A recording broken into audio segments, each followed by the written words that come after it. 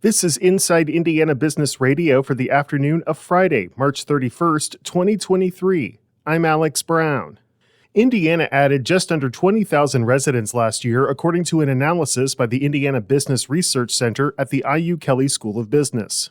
Senior demographer Matt Kinghorn said the low number can be largely attributed to a small rate of natural population increase. That is really just the difference between the number of births and the number of deaths. And so we are in an extended period of very low fertility rates in Indiana, and that hasn't changed. So the number of births in the state is really low. And then on top of that, we still have the ongoing impact of the COVID-19 pandemic. The change is the smallest annual increase since 2015 and only the second time in 35 years that Indiana added fewer than 20,000 residents in a year.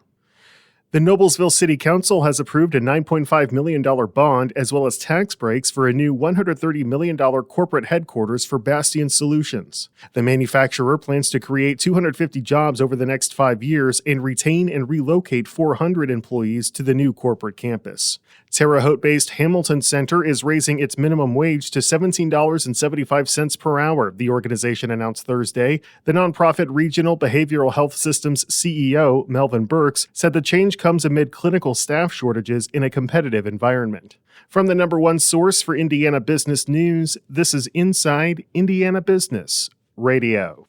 Get ready, Southwest Indiana. We're headed your way. IBJ Media, Inside Indiana Business, and the Indiana Economic Development Corporation invite you to the second annual Engage Southwest Indiana event, presented by CareSource, Indiana University, and Old National Bank. Tuesday, April 11th at the Old National Events Plaza in Evansville. We'll be diving into regional and statewide initiatives with a focus on talent, education, and issues shaping our economy. More at ibj.com/engage. Indiana senators made minor changes to few bills Thursday, but more significantly altered a bill cracking down on third-party food delivery services like Grubhub and Uber Eats. Here's Gary Dick. House Bill 1279 is intended to make it easier for dissatisfied restaurants to get out of contracts with delivery services and to block those services from offering a restaurant's food without its consent.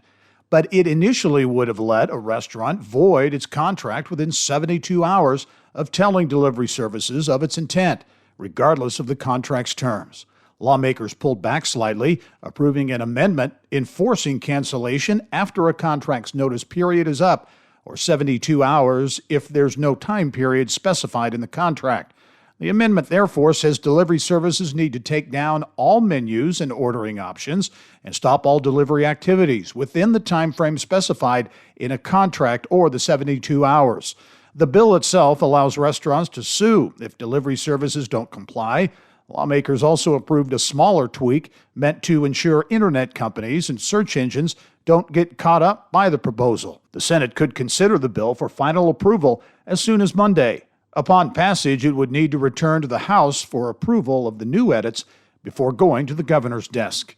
This is Gary Dick for Inside Indiana Business Radio. A car wash company with 4 locations in Goshen is under new ownership. Pride's Express Car Wash has been acquired by Wisconsin-based Tsunami Express, though financial terms of the deal are not being disclosed.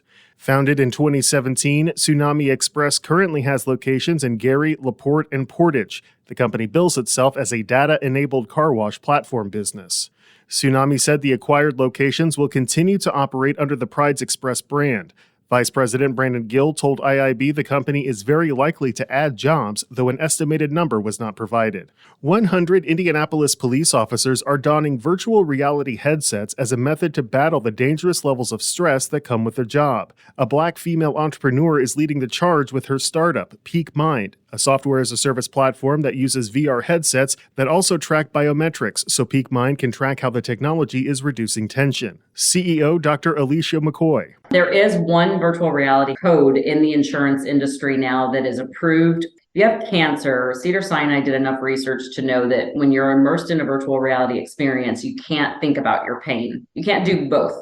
And so it's now an insurance code. And so if anybody is struggling with that, they actually can take that and get our level of software and hardware sent home to them for pain management. And so we're hopeful that we can continue that spectrum. And because if they've now classed it as a class 2 insurance, I think that that's really the future for us. In addition to the law enforcement industry, McCoy said the company is focusing on other high-stress professions such as nurses, EMTs, and crime scene techs. IU Health CEO Dennis Murphy is this week's guest on the Business and Beyond podcast with Gary Dick, presented by PNC, a weekly conversation with high-profile Hoosiers in business, sports, and entertainment, and beyond. Available now from your favorite podcast provider. I'm Alex Brown for Inside Indiana Business Radio on Demand.